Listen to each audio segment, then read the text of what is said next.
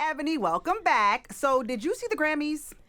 I'm not going to skip past the fact that I just missed your birthday. Happy belated birthday, beautiful. I wasn't going to say nothing, but I was real offended that I'm so sorry. You I of all know. people. Let's talk about that after. And let me just tell you, who gets their own Autumn Joy Day? I did have to. I was like, what? You doing your own day? I got it. But yes, I did see a little bit of the Grammys. So I just want to just really quickly shout out, since we're at an HBCU, Tennessee State University marching band that won their first ever Grammy Award on Sunday for the urban hymnal. If you haven't heard it, is tight. They won for Best Roots Gospel Album. So shout out to any HBCU that's winning. Wow, I had no idea. Thank you for telling me that. You know I love me some HBCUs.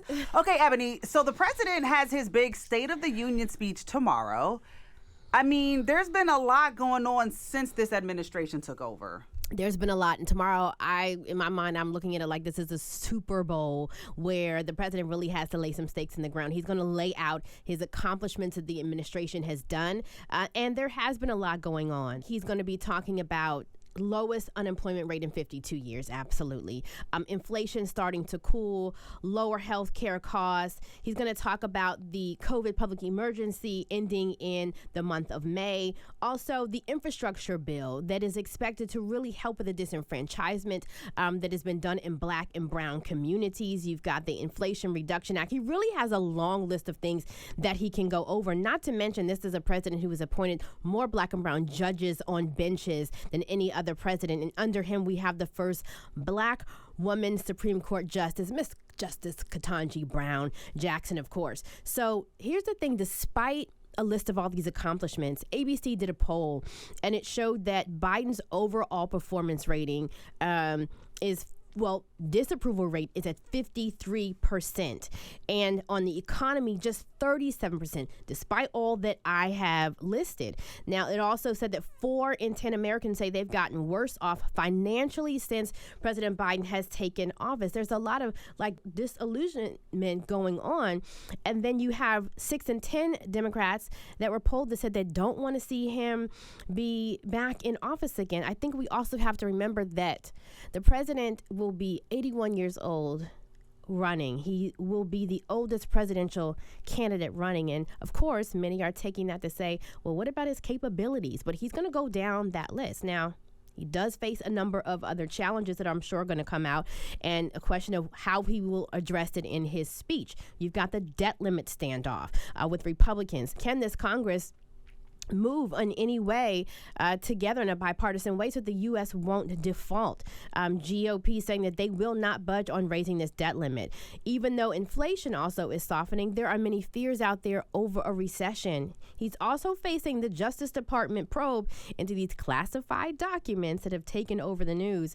And many Republicans are saying, they're making the argument, can you trust him? This administration said they're going to be transparent. There are a lot of issues that the people are wondering, will he address? One that I will be paying close attention to is police reform. This is an issue he campaigned on. The nation has been grieving and still since the brutal beating and death of Tyree Nichols, 29-year-old Black father. His mother, Rovon Wells, and his stepfather, Rodney Wells, will be there at the State of the Union address. And Congressional Black Caucus just recently met with the president. They want him to take this moment in time to put this right in front of America and to say something about it, to lean in on Congress. So we'll see what happens, how hard he goes into. They want him to use his executive power for more law enforcement reform. I'll say, I love the way the Brookings Institute words it. He said, while the president has good news, Americans are in a sour mood. And some of that is because this is America that is changing, and some are feeling uncomfortable. We've seen a huge rise in white nationalism. It's always been there, but there's this rise, and there's this anxiousness that we're feeling in the air. And so for some, they don't like the fact that it is changing. So he's got to sell America on what his plan is. I'm really waiting to see how many boos and how many yays we're going to see.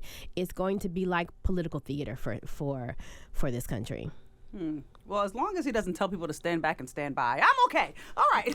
So, No protest peacefully on today, because they about to turn up. They will turn up, okay, today. Yes. So he hasn't announced his running yet for another presidency, correct? He has not officially, but he is expected to do this soon after the speech. You're going to see him stomping and going state to state, talking about the economy and pushing his agenda.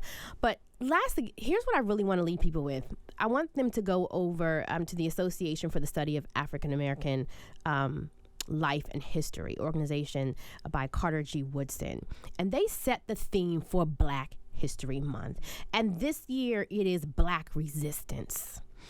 African Americans have resisted historic and ongoing oppression. We are a people who are survivors in all forms, from racial terrorism and lynching to police killings, since we've been on these shores. And so as we listen to what the president is saying, also listen to see whether or not you're seeing that in your community. And then I want you to also then push forward and then see what you can do in your community and ride these lawmakers to make sure you are getting what they say they are going to do. Yeah. Wow, Ebony, as usual, you come correct. I love that. Where can my Live Squad tap in with you? You can follow me across social media at Ebony McMorris. Also follow me at AURN online across social media.